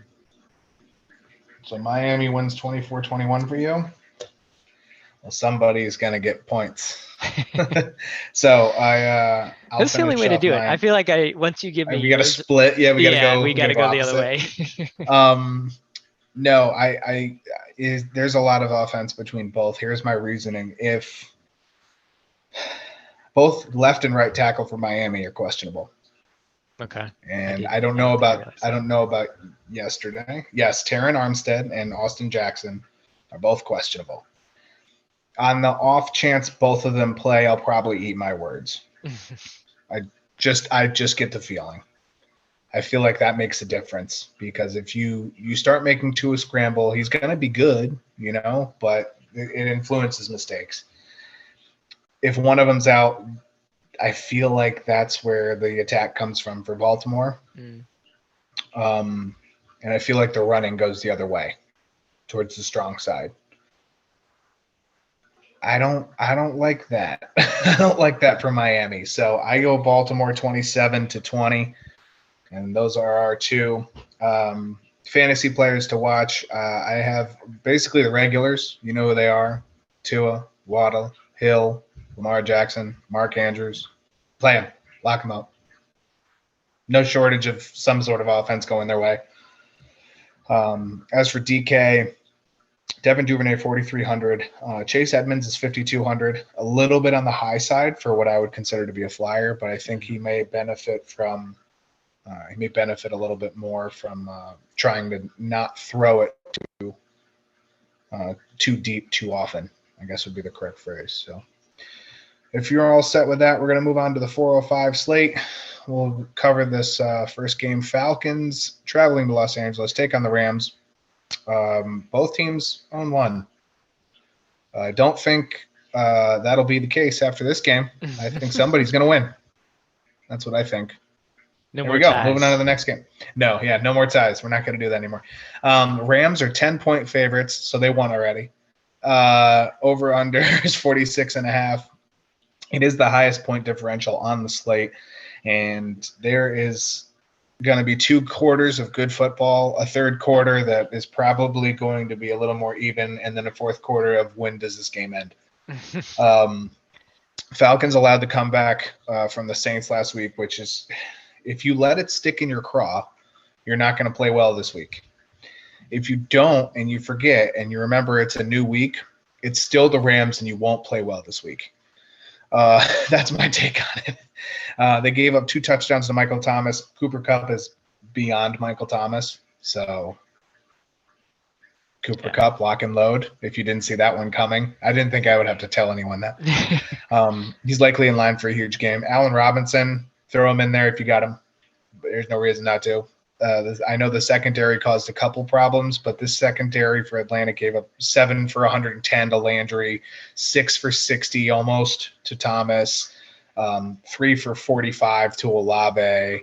Taysom Hill he couldn't stop Taysom Hill running the ball. He had 68 yards and plus or minus something like. There's nothing amazing about the Falcons team except for next year, I think. And that's I'm basing that on a preview here, the rest of their schedule, and watching one game. So you can take that with a grain of salt. Cam Akers should be in line for a big rebound game. 3 carries for 0 yards. Can't do worse than that. Bobby Wagner is going to probably be ball hawking again. He had 12 tackles last week, I believe. I think I'm on with that. Cordero Patterson, I just read something about 3 hours ago, said he is most likely to get the bulk of the running back touches this week. Rightfully so. Unfortunately, when you announce that, it kind of helps out the Rams. And then London and Pitts, who also really can't do much worse. They combined for 7 catches, less than 100 yards.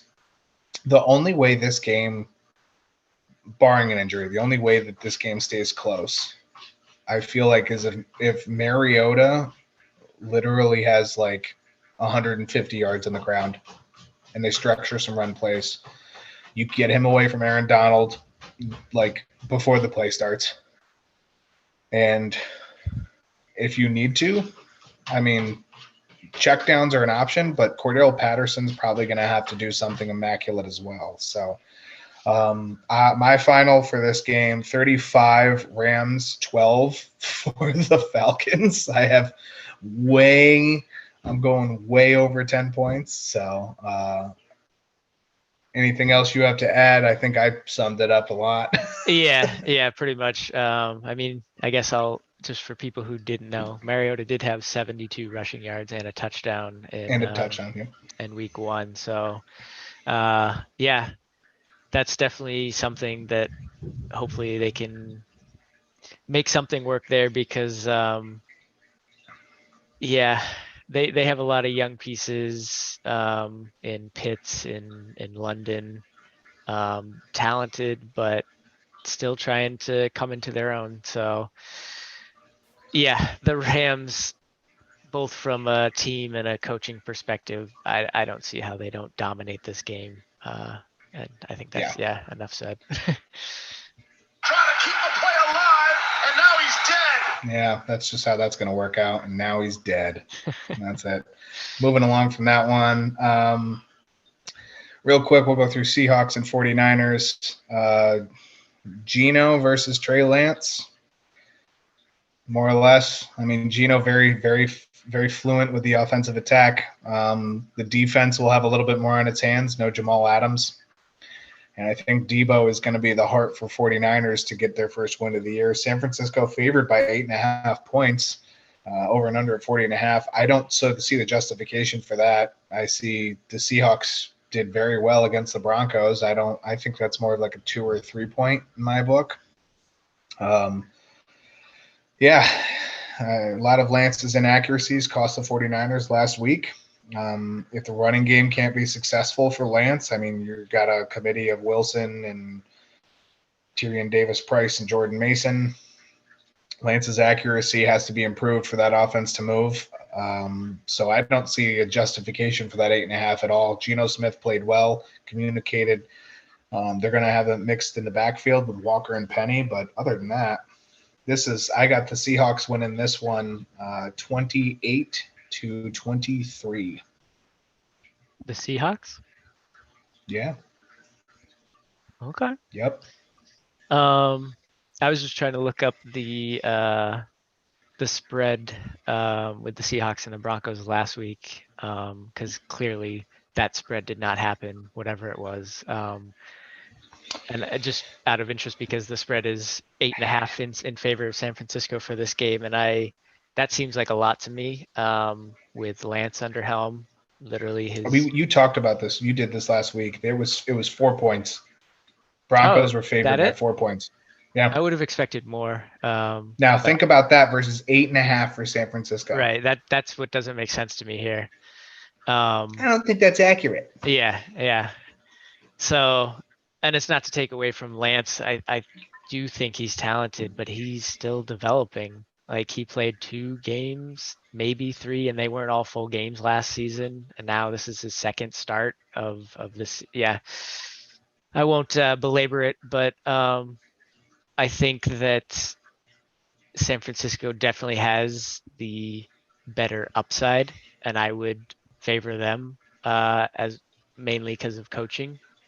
But that Carroll's a good coach. I don't know. I would still favor San Francisco, but we saw what Seahawks were able to do last week. So yeah, I don't know.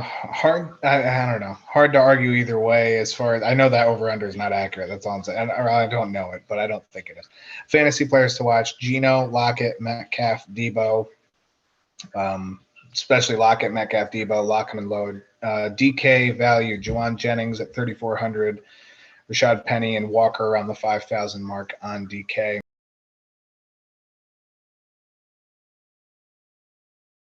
And welcome back to the Fantasy Flyer. We're going to keep rolling into our 425 slate. We'll go with the 0-1 Bengals versus the 0-1 Cowboys. Cincinnati favored by 7 points, over under at 41.5. Cowboys are going to be a mess. Like, that's almost a guarantee. And the Bengals can really only get better, I think, because they did not. Their O-line was not impressive.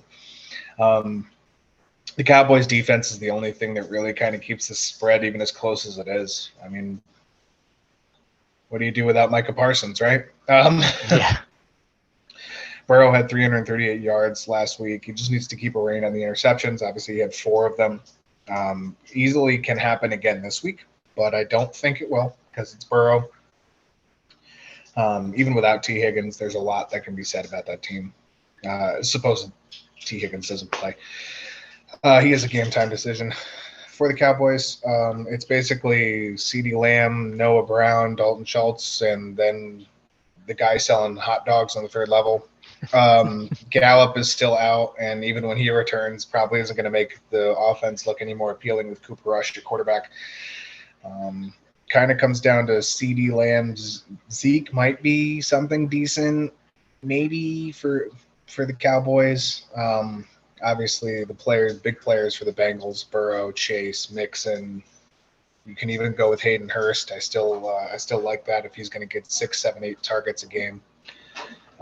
Nothing else really to note for this. I think the over/under is probably a little high, honestly, and it's mostly Bengals scoring. And I think the Bengals will probably take the win by more than 7 points. Yeah, I would agree. Not too much to add. The Bengals, I almost said the Burrows. They have they have it on paper now that Dak is out. And I mean, play who you want from their team. And just keep an eye on Higgins. Yeah, about it. All right, we'll move on to the next game. You want to take ahead? Go ahead. Sure. Yeah. So we got Texans with a 0-1 record against the Broncos, who are 0-1. Did not see the Broncos starting out the season like this, but we have another very large spread, also 10-point in favor of Denver with a 4.5 over/under. I'll start off by saying Mills serviceable again. He continues to show that he has potential. But doesn't have a lot to work with. He's got Cooks, solid. He had 12 targets to Cooks or something. And then beyond that, Nico Collins, who 2nd year, 3rd round pick. He's a talented guy, but it didn't really see much from him, or at least they didn't use him much. So not really sure what'll happen there this game, but you have to imagine that they're going to try to get more wide receivers involved. They said they wanted to get Pierce more involved. Burkhead was obviously more involved in the first game in terms of he had 11 rushing attempts. He only got 33 yards with them. I'm reading Pierce's numbers. Pierce had 11 attempts, only had 33 yards, but Burke had 14 attempts, only 40 yards. He was more involved in the passing game, had 5 catches on 8 targets for 30 yards. Pierce only had 1 target, 6 yards. So they said they want to get Pierce more involved. Who knows if it was a lack of trust due to experience or what, but he showed promise in the preseason. So you want to see the Texans basically get more people involved as a whole. Brevin Jordan is questionable, but yeah. OJ Howard had the big game, just 2 targets and 2 touchdowns. Pharaoh Brown was a little bit involved. He's actually listed as the number 1 on the depth chart. Yeah, basically, let's see more wide receivers involved. Let's see Pierce more involved, and hopefully they can make this a game. But Denver is by far favored.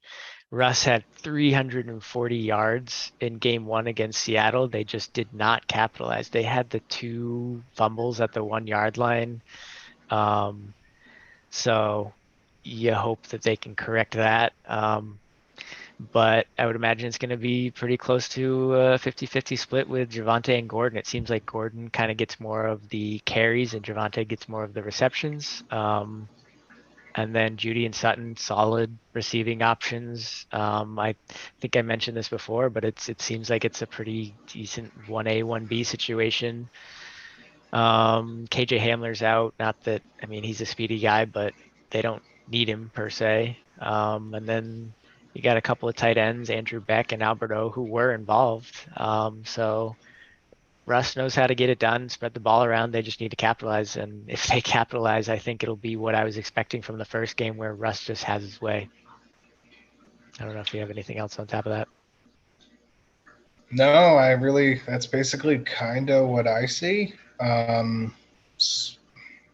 Brandon Cooks, Davis Mills, you got to kind of get the running game is developing still. Like you said, we said it during Tuesday's show.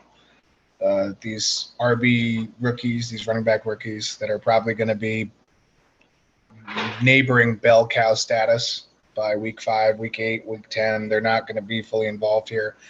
That backfield is a mess, just like it is for the Jets, just like it is for, now Seattle with Kenneth Walker coming back. I think that's going to be a bit of a mess. But all in all, the Broncos didn't play up last week, and they're figuring things out themselves. And it's not the run game, let's be fair. So I'm with you there. If you're on league teams, fire up Brandon Cooks, fire up Jerry Jeudy, fire up Javonte. I take Javonte over Melvin because Javonte is still getting some running, some carries as well as his targets. He had 11 catches, I think, last week. Yep. I think I'm in the ballpark. Yep. So yeah, I do see a scenario where the Texans are closer than 10 points, but I don't see them winning very often in mini game scenarios. So we'll leave it at that. Yep. Next one. Yeah, next up we got Cardinals Raiders, both 0-1.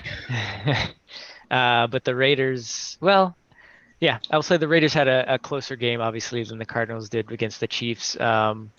Yeah. Raiders, I won't say that they're better on paper, but Devontae Adams certainly makes it seem that way to a degree.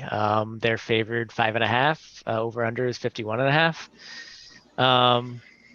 The Cardinals, I kind of want to say they just didn't seem to have a great game plan or really know what they wanted to do on a certain level. Like Murray wasn't himself from a rushing perspective. He could have been a lot better in that department. I was expecting a better connection between Hollywood Brown and Murray than we saw. So I mean, Dortch had quite the game. We'll have to see if that continues to be the case.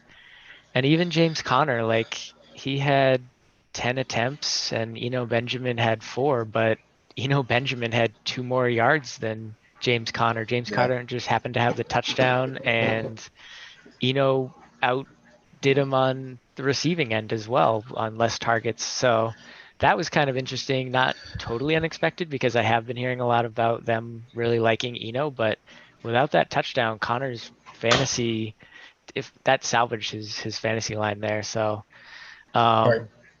On the other side, like I was saying, Adams, phenomenal wide receiver, had 17 targets last week.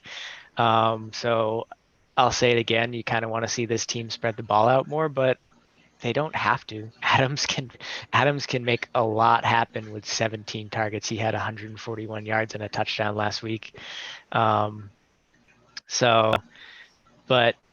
you got to think Renfro's going to be a little bit more involved. Waller was involved, but I would think they might want to get him even more involved. And then Jacobs was he only had 57 yards and on 10 attempts. Not great from a fantasy perspective, no touchdown. So they did use Bolden a bit, who did have a receiving touchdown. If if I had to pick one of these guys, I might go Raiders. I just think the Cardinals still have a bit to figure out here without Hopkins there.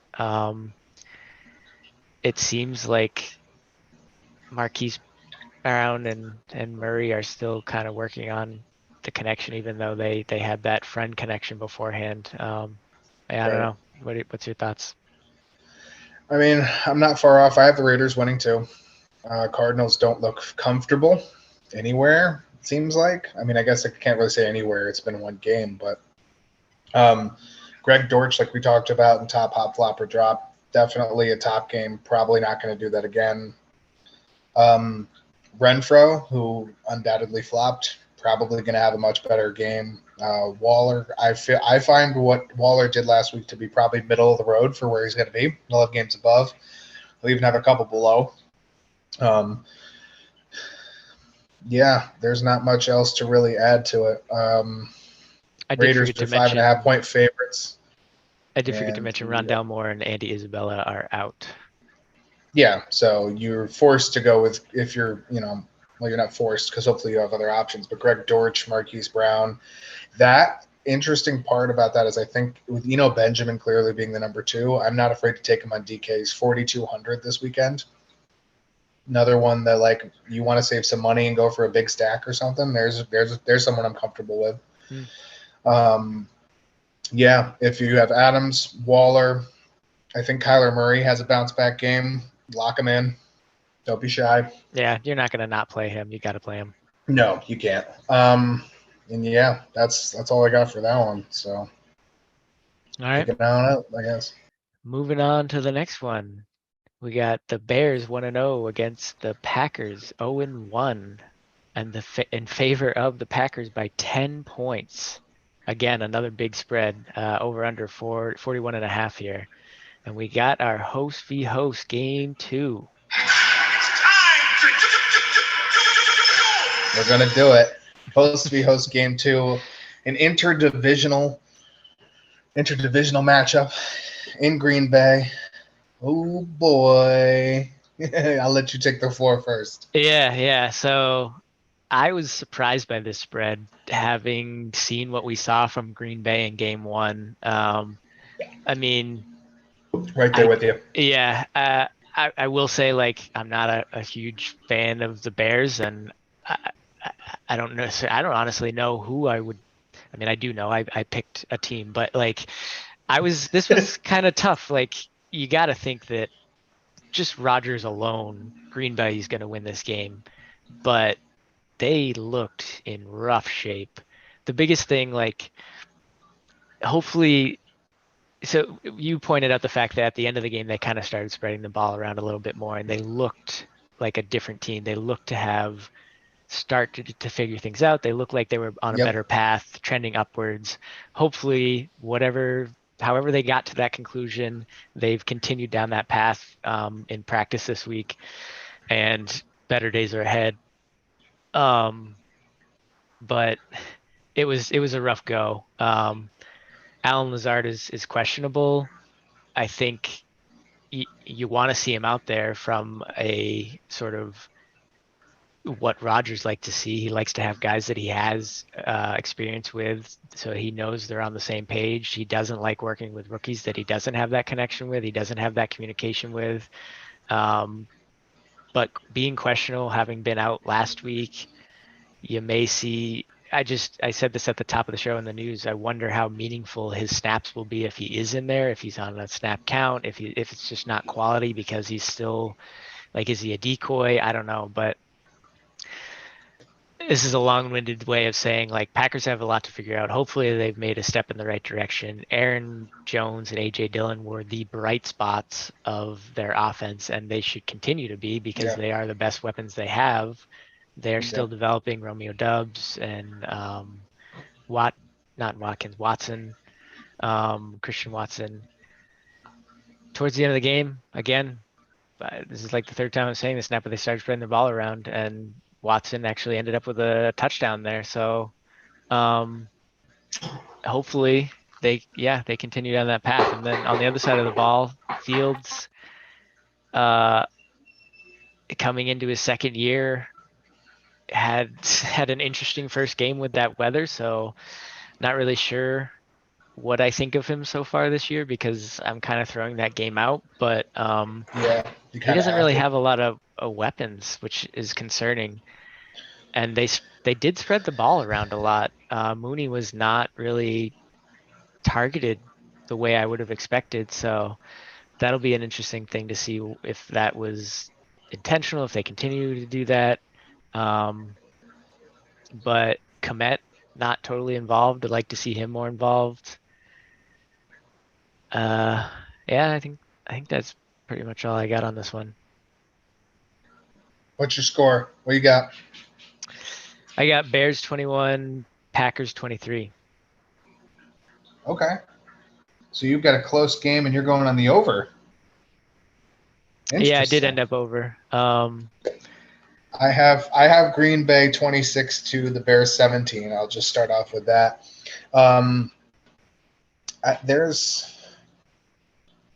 Again, I don't ever count as far as the Bears go. You can't count on Byron Pringle and Dante Pettis and Equinemius St. Brown, and Yeah. I mean, if it's not Cole Kmet or Darnell Mooney, you're hoping and praying,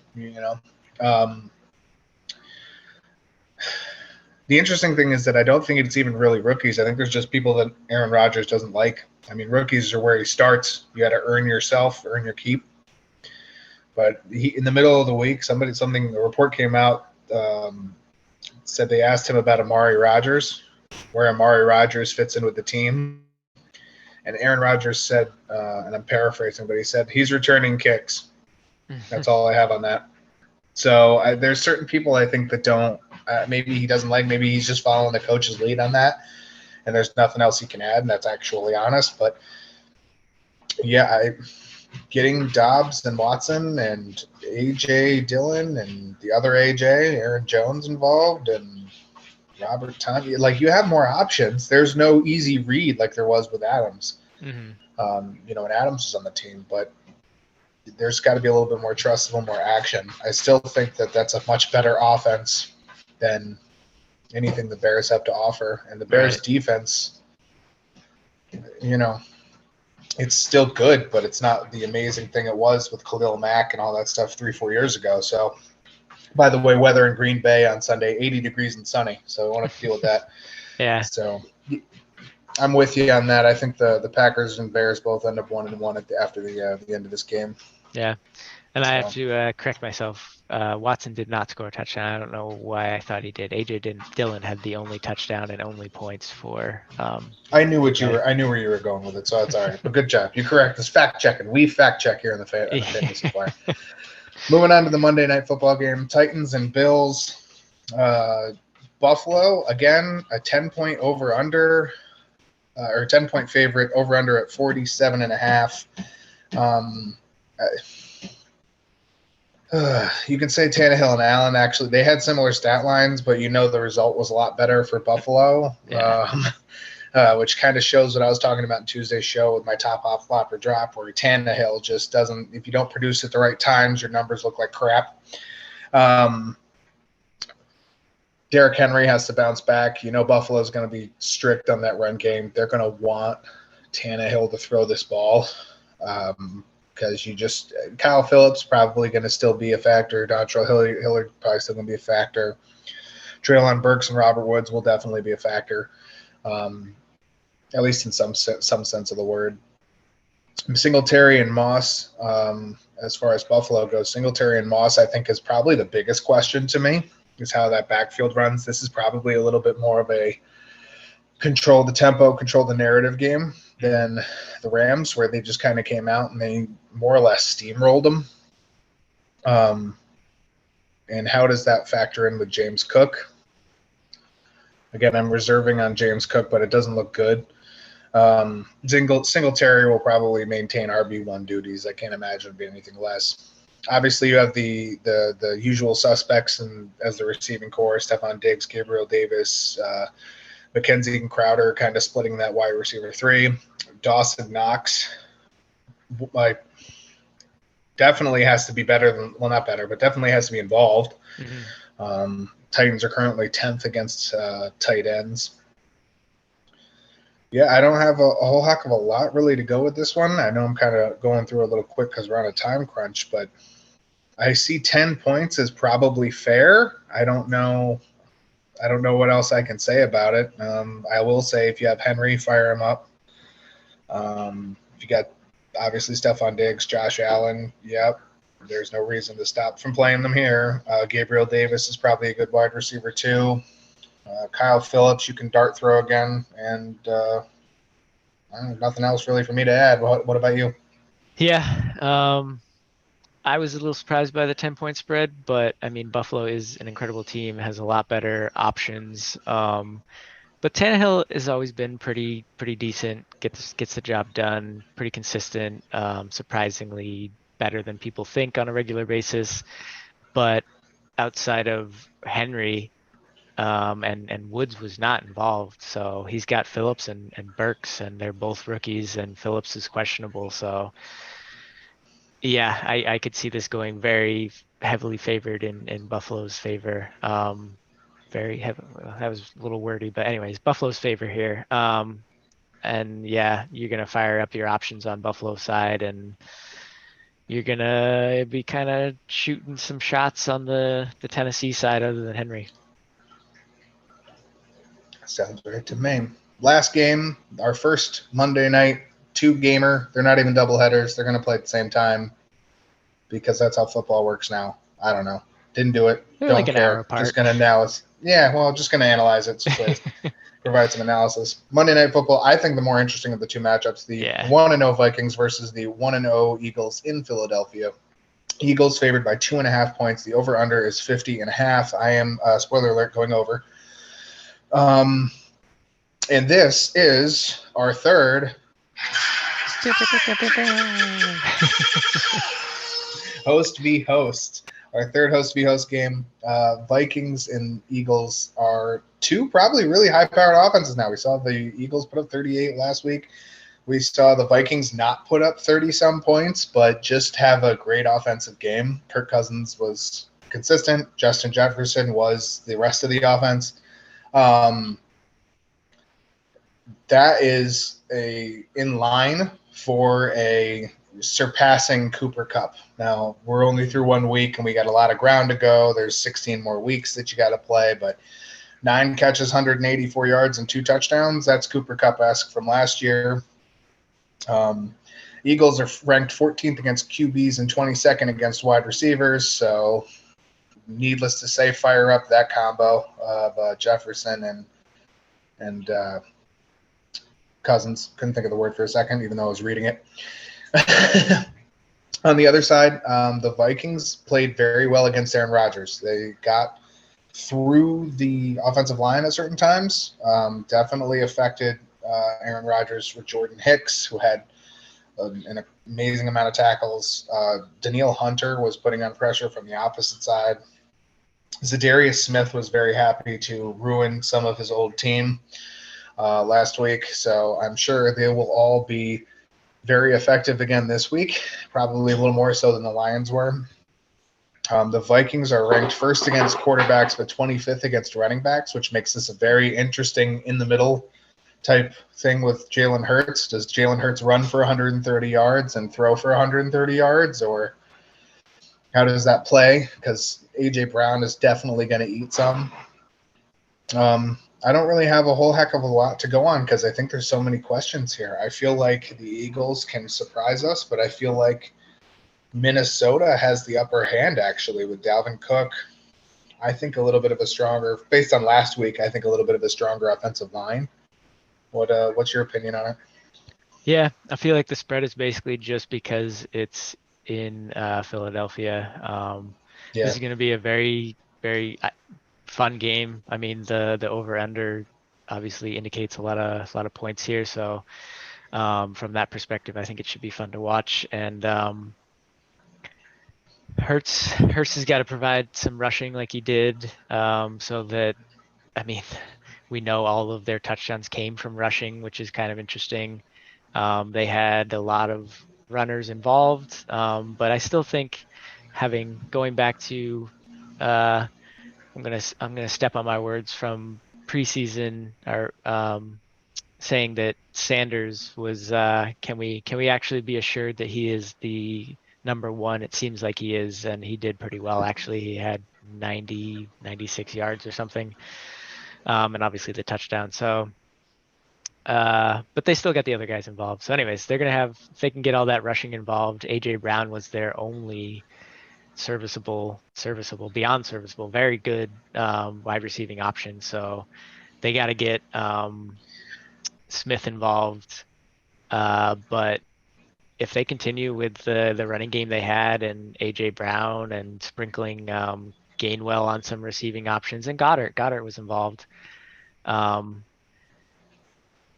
I think they're more balanced, at least from what we saw in week one, with how they came with their attack, because Cousins to Jefferson was all we saw from Minnesota. They got to get Thielen more involved. I mean, Cook was there. Cook did his thing. He had I won't say a quiet game. I think he had 90 yards, but I don't know how receiving wise how well he did.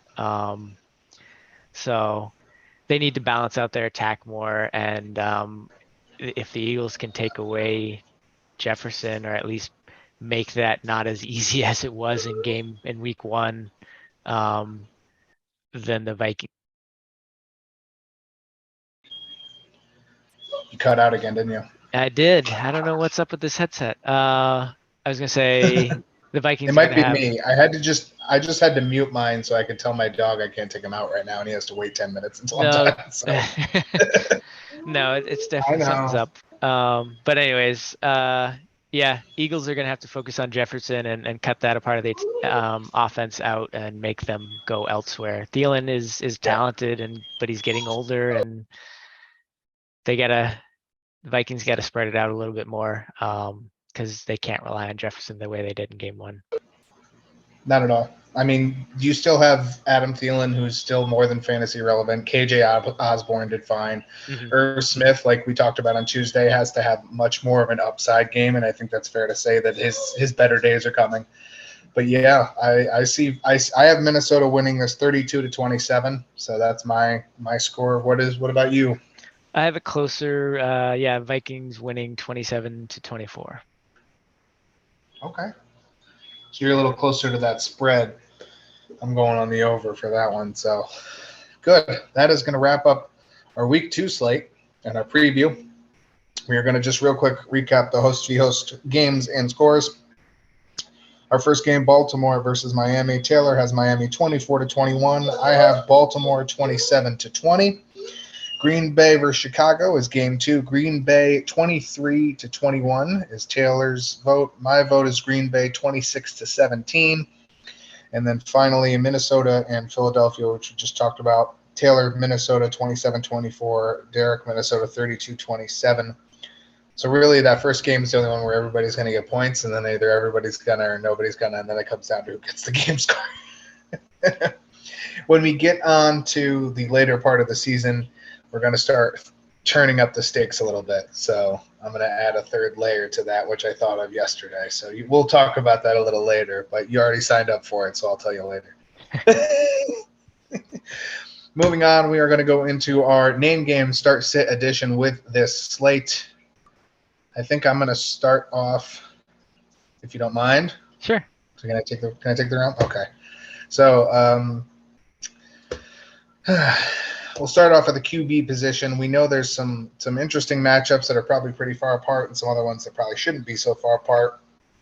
I'm going to start off with, would you rather have starting this week? Would you rather start Carson Wentz or Trey Lance? I think I'm gonna go Wentz here. Just Lance being a little bit younger, less experience, and Wentz had a phenomenal week one, so I'm gonna ride that hype train, hot hand, whatever. But I'm hoping for better days for Lance now that he hopefully has better weather conditions. That's fair. That is very fair. Carson Wentz or Daniel Jones? Yeah, I'd go Wentz again. Once again, okay. Yeah. Same reasons probably for the most part. Yeah, for the most part. Nothing really super surprising. Okay. Here's one: Carson Wentz or Kirk Cousins. Ooh. Wentz outplayed him by Yeah. 8 fantasy points last week. It's so hard to get away from what Wentz did in week 1. I think I'll go Cousins, but it's not that far off from me going Wentz. I think Wentz might have a better upside, but I'm gonna go Cousins. Okay. Kirk Cousins or Jameis Winston? Cousins. Cousins. Okay. All right. We'll pull out one more for you just because I feel like Russell Wilson or Kirk Cousins. Wilson. That one's easy for me. Wilson. Yeah. Okay. The lower over under and more chance of a blowout. He goes to the Wilson. I like it. Gutsy. I like it. All right. You want to do a couple for me, or you have any others, or do you want me to keep going? I can go on to the running back. Yeah, no, I got one here. Okay. So I know they're still trying to figure things out. Cam Akers, Darrell Henderson. I'm gonna go with Darrell Henderson here, just from what we saw in week 1. Would you rather go Darrell Henderson or Jeff Wilson, who is taking over as the RB1 in San Francisco? Henderson, and the reason is because he's not really the RB1. Wilson? Wilson's not the RB1? Jeff Wilson he's not. He averaged 2.4 yards per carry once Mitchell left last week, and that's not very hard to beat by either Jordan Mason or Tyrion Davis-Price. Okay. He will not be the RB1. He will not. Here's my hot take. He will not have the most amount of carries in that game against Seattle this weekend. Okay. All right. So then, who do you think is the number 1 in San Fran, and would you rather have them over Darrell Henderson? There is no one who's the number 1 because I don't want any part of any of the three of them. Okay. Right now, you ask me that again on Tuesday. I don't even say Tuesday. Ask me that a week from Tuesday when they play 2 more games. I'll probably tell you it's going to be Tyrion Davis-Price, and then 2 more games after that, it's going to go back to Elijah Mitchell when he returns. Right. Yeah. All right. So it's kind of a moot point, I think that if you need it because you had Elijah Mitchell, yeah, pick up Jeff Wilson or pick up Darrell Henderson or pick up one of the other names we're about to mention. But for the love of heavens, do not count on 30-point games. I don't see it. Yeah. All right. Sticking with Henderson, would you play him or Zeke? Zeke obviously being in a weird situation with Cooper and no Dak. Henderson they both kind of have split roles. This is going to give me a headache because Zeke, they're going to have the ball for, the Bengals defense isn't the most immaculate, but it's probably going to be able to stop Cooper Rush many times. So if the ball's not in the offense's hands, Zeke can't do much. So I'll go Darrell Henderson this week and probably next week. If you ask me that week 8 or week 9, we could have a completely 180 answer. Yeah. So. All right. Henderson or Chase Edmonds? This weekend, I'm going to go Chase Edmonds because I think that there's an opportunity for Miami to run the ball here more. Okay. Edmonds and Raheem Mostert, Colonel Mustard, as the footballers. Yeah. Yes. The footballers used to call him Colonel Mustard. But if those two were 70% of the running, I think last week. Something like that. If you run it a bit more, even if you split it, Edmonds could have a little bit more chance. I'll go Edmonds on the off chance, the better chance of that being the case, and the fact I think Cam Akers is going to do better this week than he did last week. Okay.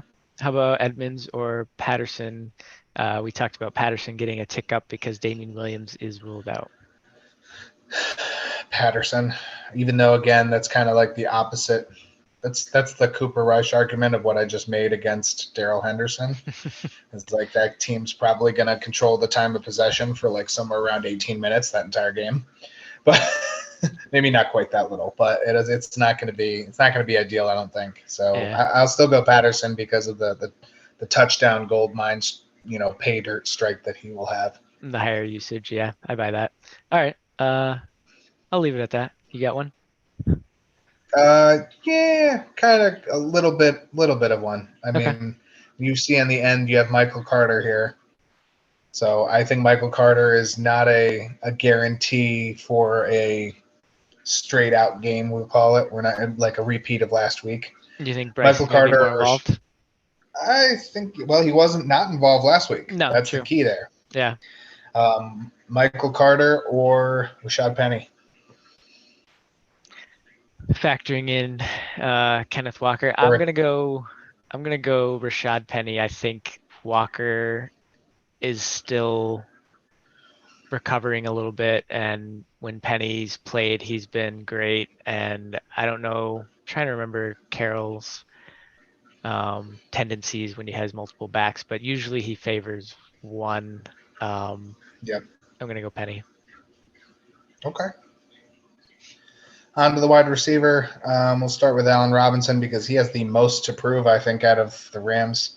Allen Robinson or Curtis Samuel. We'll do these kind of quick because we got to get to our Flyers too. Yeah. I think I'll go Robinson, but it's Lightning close. round. Yeah. Okay, that's fair. I'm not wrong with that. Or I'm not disagreeing with that. Allen Robinson or Darnell Mooney. Robinson for sure. Okay. Gabriel Davis or Curtis Samuel. That's a tough one. Let's go Davis. Okay. I'm going to throw one out from a really deep league. You ready? Okay. Noah Brown or Shi Smith? Oof. I'm gonna go. Go ahead. Shi Smith had 77% of snaps last week, very quietly. Really? How many targets? I didn't look. He had 77. His snap count was 77%. The only two above him were said DJ Moore and Robbie Anderson. I'm going to say he only had probably 4 targets. It's a guess. Interesting. And Noah Brown played less snaps, probably had more targets. He only had 1 reception, 12 yards, 3 targets. Oof. I'm gonna go Noah Brown. Okay. More. Even with Cooper history. Rush. Ballsy. Yeah, I don't know. That's fair. Cole Kmet for the tight ends. Cole Kmet versus Robert Tonyan for you. Tunyon. That's smart. Tonyan or Dallas Goedert? That one's really close. Probably Tunyon because I think the rapport with Rodgers. Yeah. I was just gonna say, compared to what Goddard's got to compete with Exactly. in Philadelphia. Yeah. Tonyan versus Hurst. I think I might go Hurst here actually. Higbee Okay. out or Higgins out. That's fair. OJ Howard versus Hayden Hurst. Hurst for sure. I don't think Howard's going to repeat that at all. All right. That's fair. And now we get on to the final portion of our show. We're going to do 5 fantasy flyers, 5 people who you should heavily consider putting in your lineups. My first one is probably one that I didn't talk about a whole heck of a lot. I think we did. I think we mentioned him. Actually, no, it's a lie. I'm going to go with Eno Benjamin. I had him. Okay. So Your obviously I like him. You get number 2. All right. You get number 2. I'm going to go with Gainwell. He was involved in the passing aspect of the running game, and obviously they all got a touchdown. I think something continues there. Okay, that's a good one. I'm going to go over to the wide receiver position. Zay Jones is a fantasy flyer of mine this week. I like that. You have number 4. All right. This one, I'll say Phillips, and if Phillips is out, Burks. Honestly, I might say Burks in general, but Phillips got a ton more targets. So. Okay. Then I'm going to go with the final one. I guess it's going to be up to me. Man, who is your fantasy flyer this week? A lot of people are down on him. It's probably hard to call him a flyer. I'm going to go DJ Moore. Okay. Yeah. He's a flyer in the sense that people might be out on him. Yep. I'm going away. I'm going to try and shy away from. If you don't like DJ Moore, I'll go with Sterling Shepard. How about that? There's a better one. If you don't like my DJ Moore pick. But those are your 5 fantasy flyers from us this week. We got our host v host done. We got the entire week 2 slate. We will be back on Tuesday with another roundup, wrap-up of the week 2, and we will also play another version of the name game. For the Fantasy Flyer, I'm Derek signing off. Peace out, y'all.